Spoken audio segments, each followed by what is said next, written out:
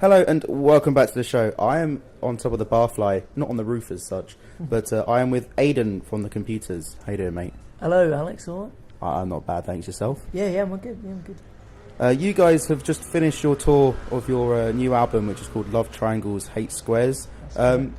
What kind of reaction did you get from the crowd with the new material? What are the album influences, and what do you guys have against squares? I mean, what do they ever do to you guys? Okay. Well, the reaction from the crowd has been generally positive. There's been it was obviously quite a change from our last record. We lost a few fans maybe here and there who prefer, the screamy, intense sort of hardcore sort of stuff. Yeah. Which is fine. We were always, expected to lose a couple on the way, but we've gained a lot more from, and that wasn't our intention. It's just this is how we are playing our songs now, and this is what we want to do.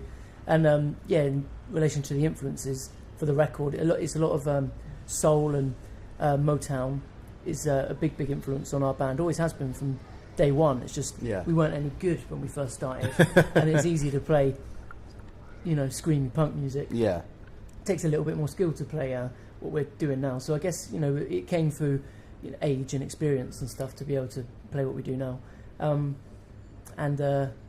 It's sort of like a soul record, but like sort of white boy punk soul record, So in the sort of same vein as like the Clash we're doing back then, and we love like the Clash, Jam, Squeeze, all those sort of things as well. So it's I would like to think it's a British sounding record, although it draws from a lot of American influences in terms of like the Detroit Motown scene and all this sort of thing. But I still think it sounds like a British band trying to do that sort of thing, and that was always the intention. And what was the other question about hating squares? Nothing really. I mean, the physical shape of square, very fine, very nice to look at. The sort of personality of a square, of course, they're boring, aren't they? Yeah. Why would you like a square person? But that's not really what that title's about either. It's about more of it's just a clever little pun, really. There was a love triangle. Our singer Al sort of witnessed one time when he was in Exeter. You could see these two guys trying to get with the same girl, and it all seemed quite unaware of each other. It's just sort of a general sort of way, a title for all the sort of complications for life and love. Beauty in love. There's that sort of thing. Okay, I was going to say that maybe one of you had been mugged by a square, and one of his sides had been jabbed into your arm or into your ribs. Nothing to report like that. No. Maybe just my mind my imagination's playing tricks on me as always. You guys played recently with the Kaiser Chiefs. We did, the Eden Project in Cornwall. Yeah. What kind of experience was that? It was really cool. It was really nice to play there. We've played there once before actually. We supported Blink there. Which was Blink-182? Yeah, Blink-182. We supported them there a couple of years ago. No, when was it? Maybe a year or so ago. But it was great. It's nice to play because it sounds incredible there. It's one of its major things is its general sort of natural acoustics it's got there, because the way it's built in this sort of like a dome, sort of a dome sort of thing.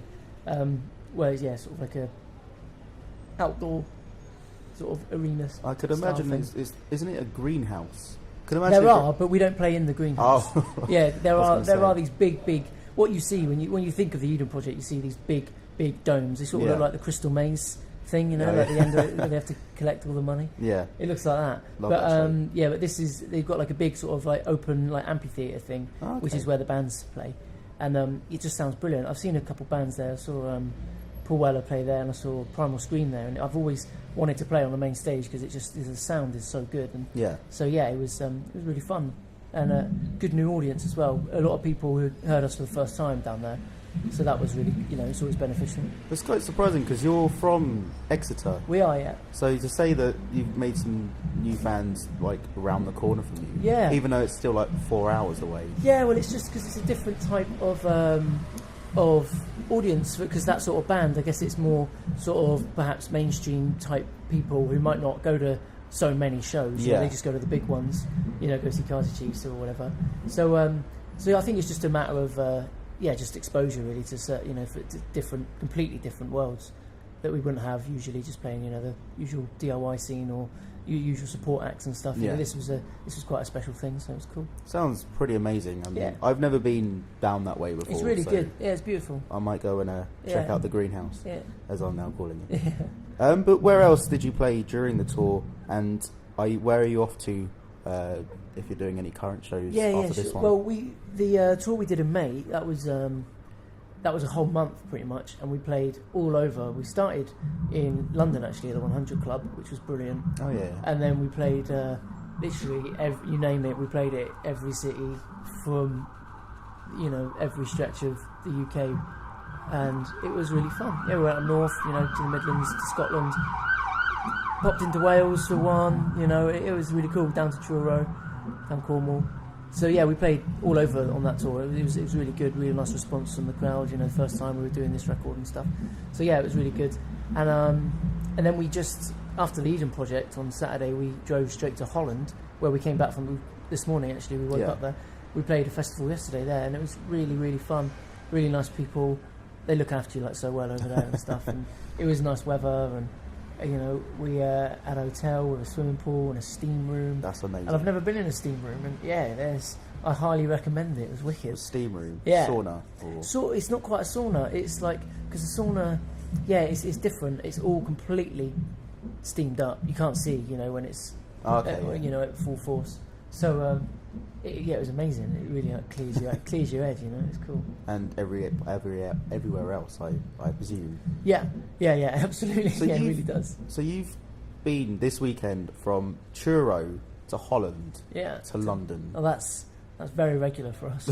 Yeah, That's about 800 miles. yeah, that's. Are you not tired at all? I am a bit tired today, actually. Usually I'm not, but we partied quite hard last night. Sort of had some free booze to sort of get rid of. So we I did. could have ironed Yeah, about it. we did the most of that. And yeah, I am a bit. We had to get up really early to get here in good time. So yeah, I am quite tired today. But it's you get really used to it. Yeah. Just because we do it a lot. For instance, in August we're flying to the Alps to play a show, and then flying back straight away. Well, the next day to play in Wales, I think, just outside of Wales, and then over to Norwich, and then back over to like Vienna or something. We just do all that sort of thing. That's crazy. I'd be asleep throughout all of that on stage. Asleep. Yeah, sure. But that's why I'm in a band. Yeah. So no, that's crazy. Yeah. But speaking of crazy, what was the craziest moment that you've had on tour or on any tour? Well, something pretty mad happened yesterday. Like Alex, our singer, he's known for being quite enthusiastic on stage, shall we say. And the sort of second song in fell off the stage and sort of almost, it could have done a lot of damage. Like he sort of bruised up today, and it took him a while to get back up, and it looked like he had really done himself in. So that's one little thing in it. We've done. I did a pretty crazy thing once at a Download festival that we played. We were there, and it was all a metal fest, obviously. Oh, yeah, and we're not really into metal like that. I like a bit of Pantera, a bit of Slipknot, and Marilyn Manson, and that. But we were just surrounded by all these like metal acts that we didn't really care for, should we say? And we went to the after show bar like party thing afterwards, and there was these like stripper girls there. Oh yeah. Getting all wet and naked, and everyone, all those of like big old dudes, like yeah, cool. And I just thought this ain't very cool. I'll give my own little show. So I also stripped, completely naked. No way. Yeah, and just had a leather jacket on. And I took that off and like threw it, and it hit the You at 6 drummer in the head or something. And I just had a pint glass over my gonads. You Said that for a while. threw something at the You 6 drummer. I am now your best friend. Yeah, my leather jacket. Yeah, do you like them? Do you? No. No, right. I do. That's why you're my best friend. Oh right, you know, I do. I don't mind that. They're all right guys actually. We've bumped into them a few times along our path. Yeah, they're all right. But yeah, it wasn't intentional. That. You say that now. In your head, you're just like, yeah. It was fun, of course. Catch this. Yeah, it was fun. But who are your influences musically and personally? Well, as a band, like collectively, we love The Clash. We love Elvis Costello. We love a band called Rocket from the Crypt. But then we also love, Smokey Robinson and everything of that, soul style stuff. Yeah. I like a lot of punk bands. I really love like all the American punk stuff, Rancid and things like that. Nick really loves the bass player. He loves a load of garage type stuff. And again, we all enjoy all of this, just as much as each other. Al's really into his like Northern Soul and things like that. Freddie loves like the Faces, and Oasis. So we all really love Oasis as well, which a lot of people wouldn't necessarily think of. We love Little Richard. Just look, the Cramps. I really, and as a band, we really love like stylish looking bands, like a band that have got a great look and a great sound. I think it always should marry up. That should be a really important part of a band. And quite often, especially these days, it's sort of regarded not very cool to even have a look like that, and almost that becomes a look in itself, looking quite shambolic. And like I don't really like that too much. I love, it's quite niche really, but yeah, I love all that. I love the Pixies, love the Smiths. Morrissey's a massive influence on me personally, and then loads of stuff really. Stone Roses, love all that. So just love everything. Pixies, nah, I hate loads of stuff as well. Fucking hate loads of things, but let's not talk about the 8s. Eh? Yeah, let's keep that for another day. Yeah. Maybe. But my hardest question of all that I saved till last, you'll be rattling your head about this one for a while. Sure. I'm sure. On stage you would be like, oh no, I know what I wanted to say. Sure. But if you could have any superpower, which one would you have and why? Actually got asked that a little while ago in Liverpool. That's made it unfair. Someone else has asked you this question. What? I can't remember my response. I had a couple of bevies before I answered that one, and it's probably a lot more humorous than my answer now. What was it? I think it was something like just to be able to stop time. That old thing, like that film. Click, Adam Sandler film. Oh yeah. And obviously the moral of that story is don't do it, because no matter what you do, like if you try and control what happens, you'll end up losing complete control of everything, and things will move on without you and all that sort of stuff. Really good film actually. But I guess for moments I would just love to slow things down, stop them, just to even enjoy them a little bit, embrace it a little bit more, take a step back, because sometimes you get so caught up in like the whirlwind of life and what's happening, and always doing something really big or really crap, but either way it'd be good to like just pause it and like really take a step back and try and see how you think about things then. Yeah. Something like that. Or maybe something less deep, like, I don't know. It's like memory vision. Yeah. Hindsight would be a great power, wouldn't it? True. It's better than foresight, I mean. Yeah, if you could like... Actually, I think it's the other way around. Yeah, it's foresight. Yeah, foresight would be a great thing to have. That's exactly what I meant. Yeah. Because you forever saying, in hindsight we should have done this. If you could just have that vision of knowing what was right and wrong all the time, it'd be great, wouldn't it? Yeah.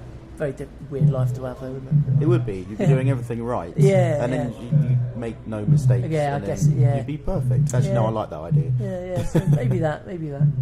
But cool. Massive thank you for taking time out to talk to me. And no worries. I hope you have a good gig tonight as well. Cheers. Are you sticking around? I might be. Yeah, stick around, mate. Cool.